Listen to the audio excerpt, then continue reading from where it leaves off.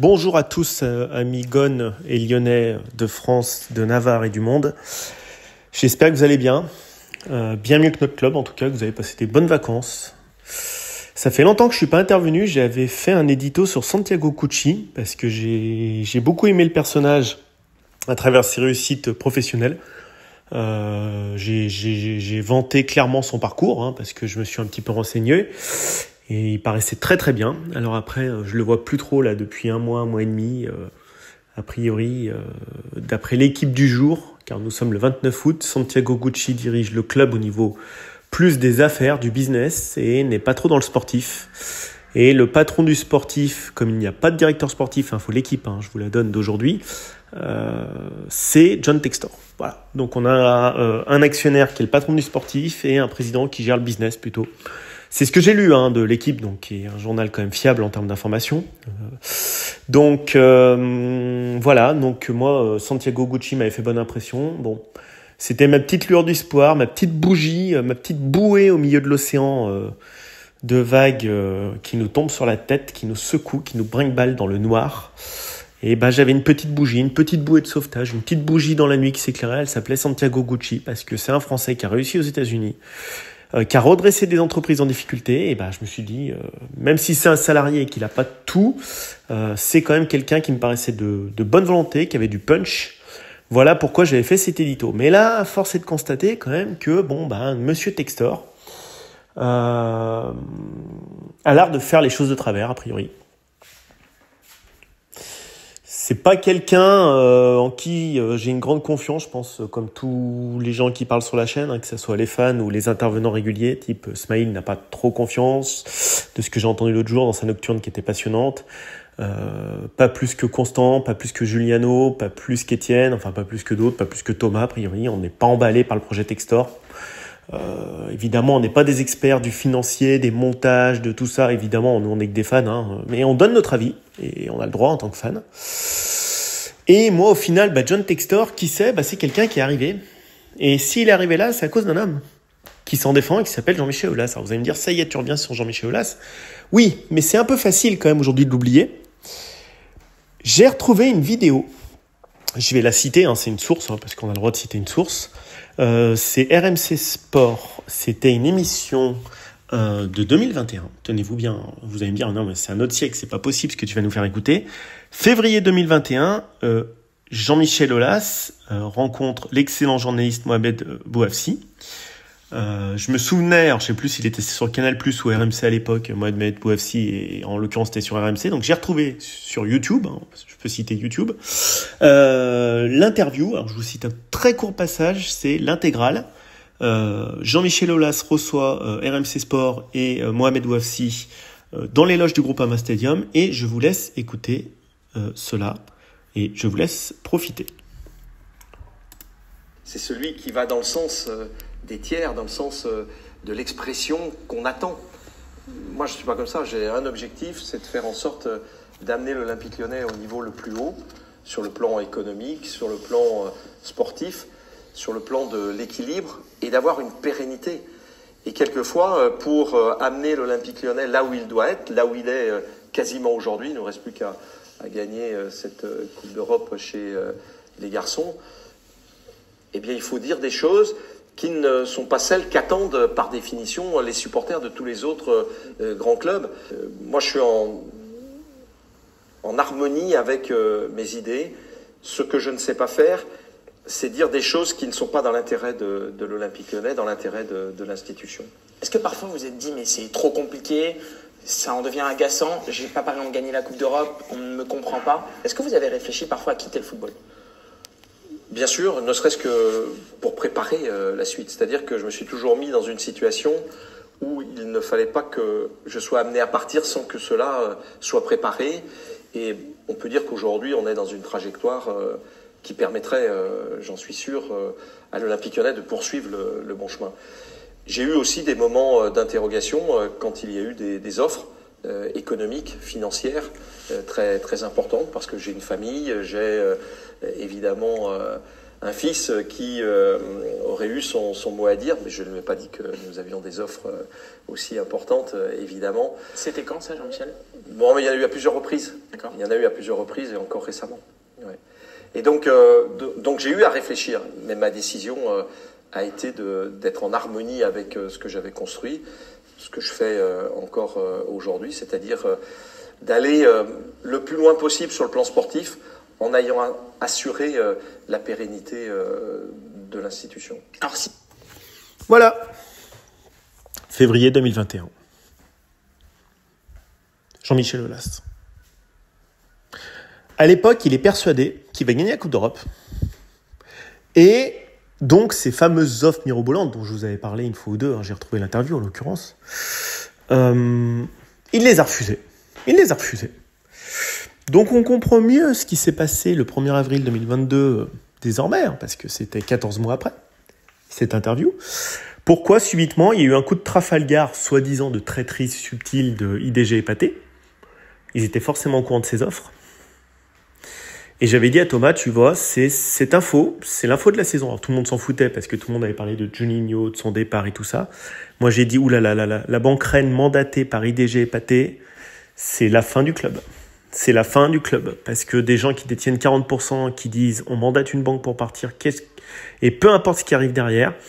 Un an avant, vous avez Jean-Michel Aulas qui est encore dans son prisme de gagner la Coupe d'Europe, de construire une équipe compétitive, de pérenniser l'institution olympique lyonnais. Force est de constater que aujourd'hui, il a refusé des offres. Il y a 2 ans, c'était il y a 2 ans ça, c'était 2 ans et demi cette interview. Voilà. Il a dit cet été, je ne voulais pas de Monsieur Textor.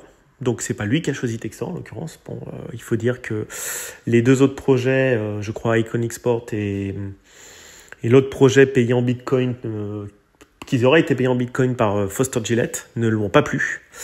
Donc il n'a pas été décisionnaire, il n'a pas été seul décisionnaire, donc il ne voulait pas de Monsieur Textor. Monsieur Textor a eu un mal fou à réunir les fonds, plus de 6 mois. Donc évidemment, il n'y avait pas besoin d'être un grand mage pour comprendre qu'on n'aurait pas un copec pour le mercato. Il n'y a même pas eu besoin de la DNCG. DNCG ou pas, de toute façon, on n'a pas d'argent. Donc, parce que le projet Textor, moi, je ne l'ai toujours pas compris à part faire du patrimonial, ce qui expliquerait en l'occurrence la présence d'Ares Management à forte participation dans l'actionnariat d'Eagle. Enfin, d'Eagle, OL, parce que c'est une filiale, OL Eagle, enfin voilà. Et parce que c'est des spécialistes comme Colony Capital des infrastructures et enceintes sportives aux États-Unis, Asset Management, Ares Management, pardon.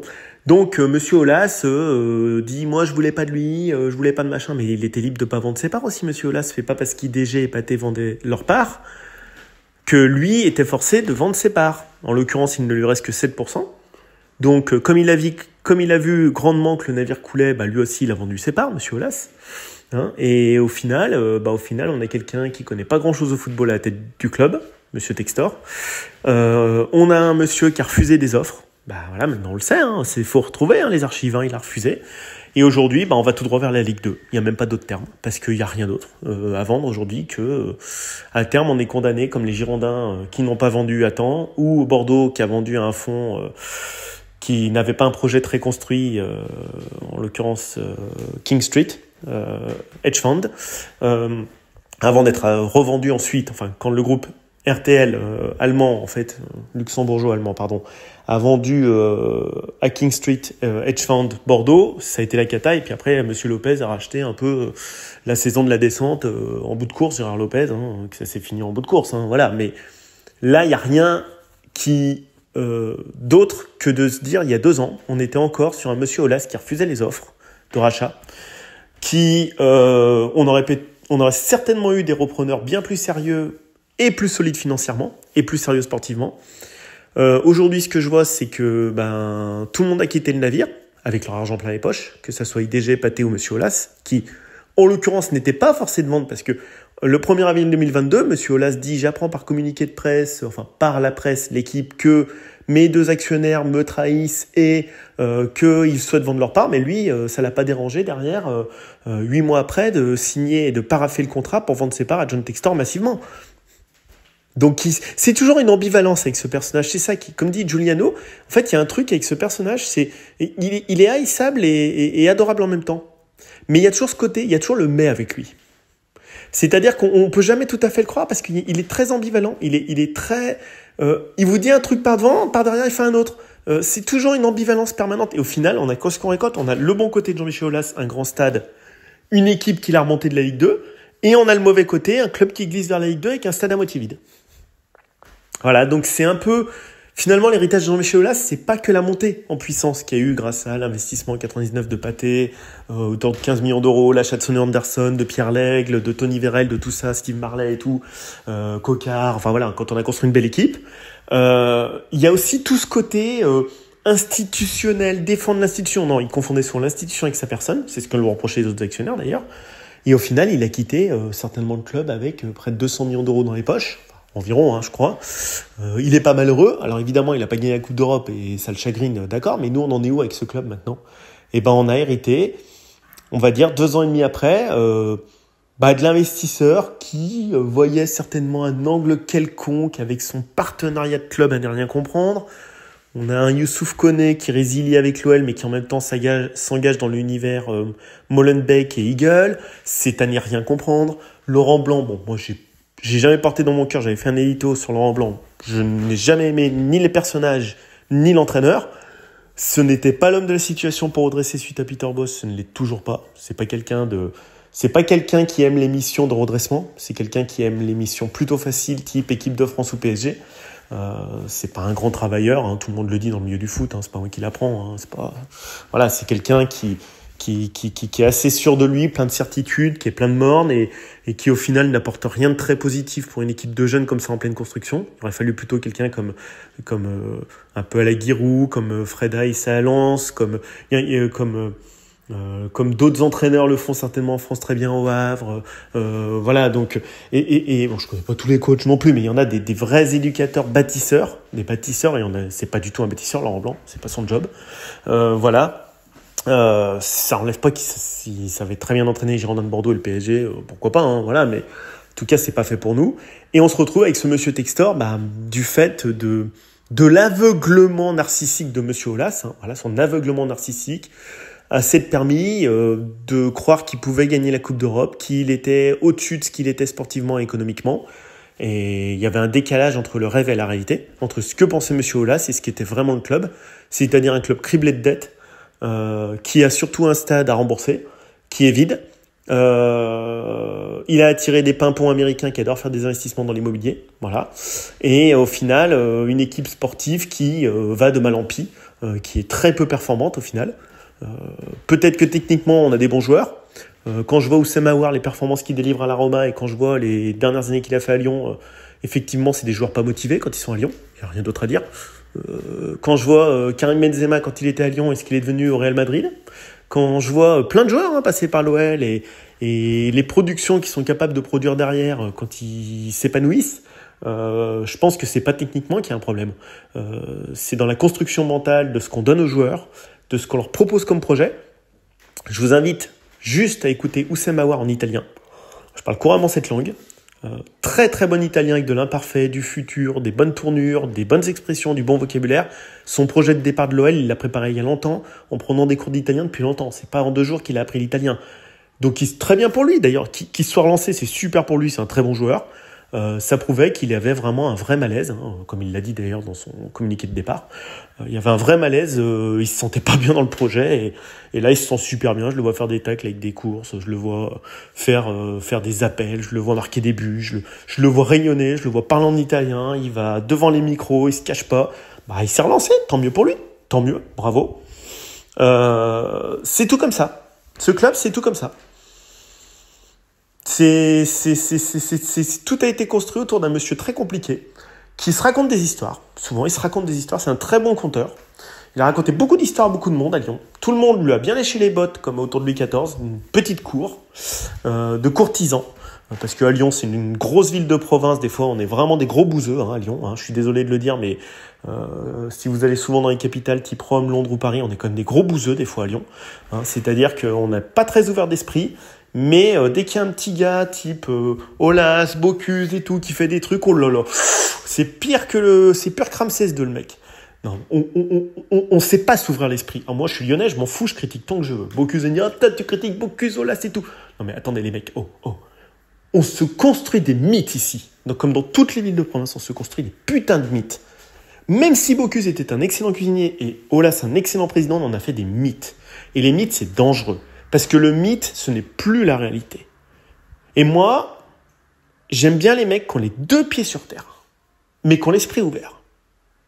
Et Aulas, plus il grimpait dans la bourgeoisie lyonnaise, pas l'intelligentsia, parce que ça respire pas l'intelligence ici, plus il venait bouffer gratos, on lui cirait les pompes, plus il décartonnait, plus il perdait le sens des réalités.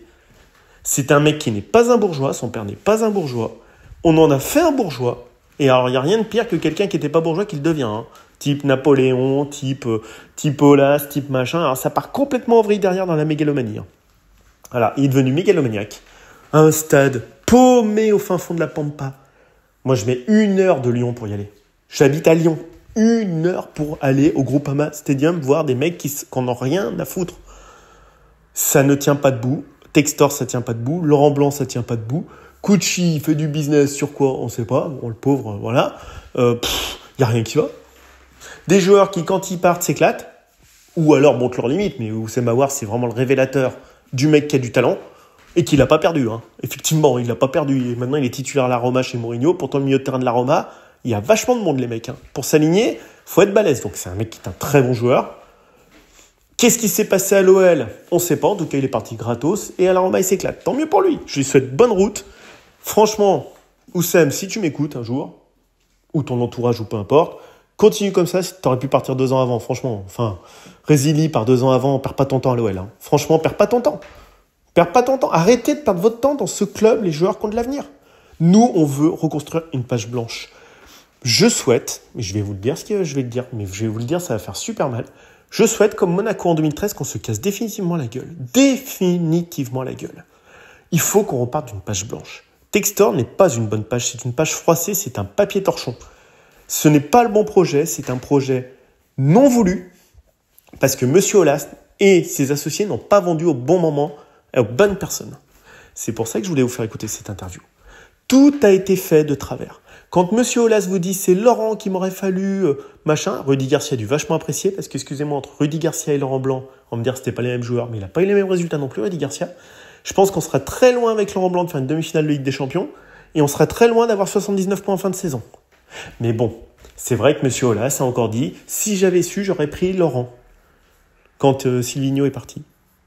Il se moque de nous. Laurent Blanc, il est allé en entretien. Il n'a pas passé le cap des entretiens. Il était quand même là, monsieur Aulas. Et c'est tout comme ça avec lui. Il dit « ah bah j'aurais dû prendre Laurent ». Le mec, il est venu les mains dans les poches. Tout le monde l'a dit. Il y a même des mecs qui ont dit il est venu les mains dans les poches. Il n'a pas préparé son entretien. Et après, Aulas, 2 ans après, il dit « ah bah si j'avais su quand je signe Laurent, j'aurais dû prendre Laurent ». Non mais attends, tu l'as pas pris. Puis maintenant, tu te dis que tu aurais dû le prendre à la place de Rudy Garcia qui a des bons résultats. Tout est comme ça avec lui. Il a construit un personnage d'une complexité astronomique. Il est à facettes. Et donc, on récolte un club à facettes, où se côtoient des joueurs plein de talent comme Ryan Cherki, mais qui aujourd'hui ne fait rien de son football, ne progresse pas. Je lui souhaite, comme Oussem Aouar, partir très vite. Voilà. Maxence Cacré, je pense que ça peut être un très bon milieu défensif, mais qui part très vite aussi pour se remettre en cause, comme Oussem Aouar. Et plus ils partiront vite, plus ils pourront exploiter leur talent, ces joueurs, parce qu'ils ont du talent. Mais ils n'ont pas la bonne vision des choses, ni le cadre motivationnel suffisant. C'est ce que je pense depuis très longtemps. Et à travers le cas de notre ami qui est parti à la Roma, on le voit vraiment. Voilà, j'ai terminé. C'est une petite perspective. Textor ne m'intéresse pas vraiment dans le fond parce que, de toute façon, ça peut pas marcher son truc. C'est comme avec Laurent Blanc, je l'avais dit dès le début, tout le monde se m'était tombé dessus sur Laurent Blanc. Mais c'est évident, c'est pas la bonne personne. C'est comme Peter Bosz, c'était pas la bonne personne. Textor n'est pas la bonne personne. On le sait tous, il n'y a pas besoin de se voiler, de enlever les pots de sauce devant les yeux. Là, il n'y a pas besoin. Là, on est dans le dur, là, on est dans le vrai. Là, maintenant, on est dans le money time. Le money time, c'est que si on continue comme ça et qu'on perd contre le PSG, c'est 8,5 points en fin de saison. Il n'y a que 34 journées. Faites 34 divisé par 4, vous multipliez 1 point, ça fait 1 fois 8,5, ça fait 8,5 points. Enfin, 8 points et demi. Bon, allez, on va arrondir à 9, on est sympa. On est sur une projection de 9 points en fin de saison, les mecs. Ça fait quand même 2 ans et demi dans les éditos que je dis que Aulas fait de la dérouille. C'est sa faute si on en est là aujourd'hui, et il en est l'exclusif responsable. Et le mec, il y a 2 ans, il croyait qu'on allait encore gagner la Coupe d'Europe. Bah, moi, je lui dirais, dans 3 ans. Bah non, tu vois, on remonte en février 2021. Et moi, j'aurais été Mohamed Bouafsi, je leur ai dit, et si, imaginez votre club, mai 2024. Vous me parlez aujourd'hui, février 2021, de la Coupe d'Europe. Moi, je vous dis qu'en mai 2024, on descend en Ligue 2. Vous voyez quand même, comment on dit en anglais, the discrepancy, the gap, l'écart qui existe entre ce que pense Jean-Michel Aulas et 3 ans après, là où on en est sportivement. Mais il est complètement à côté de ses pompes. L'argent lui est monté à la tête, et le pouvoir, et la courtisanerie. Tout lui est monté à la tête. Tout lui est monté à la tête. Un Textor, de toute façon, il est pas là, il est en Floride, il est à Botafogo, il est machin, il est Truchmus, Molenbeek. Il est pas là, le mec. De toute façon, il communiquera pas, il s'en fout. Je sais pas, je pense qu'il veut revendre son club, il s'en fout. Il veut revendre OL Reign à Michel Kwang, mais finalement, c'est pas elle, c'est 40 autres. Mais il y a rien qui tient debout. Il y a 13 repreneurs, il y a 13 investisseurs dans le club. Il y a rien qui tient debout. De toute façon, là, Thomas, il me dit, c'est quoi la solution? Je dis, la Ligue 2. Tu veux que ce soit quoi? Maintenant, il y a plus de solution. Tu peux enlever Laurent Blanc, mettre un autre, Guardiola, qui tu veux, Ancelotti, tout ce que tu veux, c'est mort, je lui dis. Voilà. Donc j'ai fini à peu près. Les joueurs, c'est mort aussi. Il n'y a rien d'autre à dire. Merci, monsieur Aulas. Merci, monsieur Aulas. Au final, c'est quoi? 8 années de bonheur. Allez, un peu avant même, dès Sonny Anderson. Dès 99, des grandes années de bonheur. Et depuis 2010, que des années de malheur. Depuis 2010. Ça fait quand même 13 ans que ça dure. Mauvais repreneur, merci. The wrong man at the wrong place. Voilà, on a ce qu'on mérite. On a ce qu'on mérite. Vous avez parti avec l'argent. Vous avez fait un stade. Il ne faut pas oublier l'intervention, le passage en intérêt général de ce stade à l'Euro 2016. Autrement, il ne va jamais le jour. Ce stade, c'est notre malheur. Les accès ont été payés par le contribuable. Il ne faut jamais l'oublier. Qu'est-ce qui a été vendu par IDG, Pathé et Allnest? Le stade. Le centre d'entraînement, le dur, le bâti, jamais les joueurs. Donc au final, on a contribué financièrement, nous, avec nos impôts, nos taxes, les collectivités, tout, nous, notre argent, aux accès à un stade qui sonne creux, d'un club qui est bientôt en Ligue 2. Et au final, il y a des gens qui ont pris des centaines de millions d'euros. Quand Pathé investit 15 millions d'euros en 2019, ils ne sont pas partis avec 15 millions d'euros à la fin. Ils ne sont pas partis avec 15 millions d'euros à la fin. Ni IDG en 2016, ni M. Aulas. Alors vous allez me dire, il a mis sa vie, sa passion, oui, mais à la fin, il a gagné beaucoup d'argent. Et il vient encore se plaindre aujourd'hui. Il avait le choix, mon édito, c'est de vous faire comprendre qu'en février 2021, il a dit, on a eu encore récemment des offres. Il s'est donné le luxe, il s'est cru avoir le luxe de pouvoir choisir son repreneur. Il n'est pas le Real Madrid, nous ne sommes que l'Olympique Lyonnais. Bonne journée à tous les gones. J'espère que vous comprenez le message. Au revoir.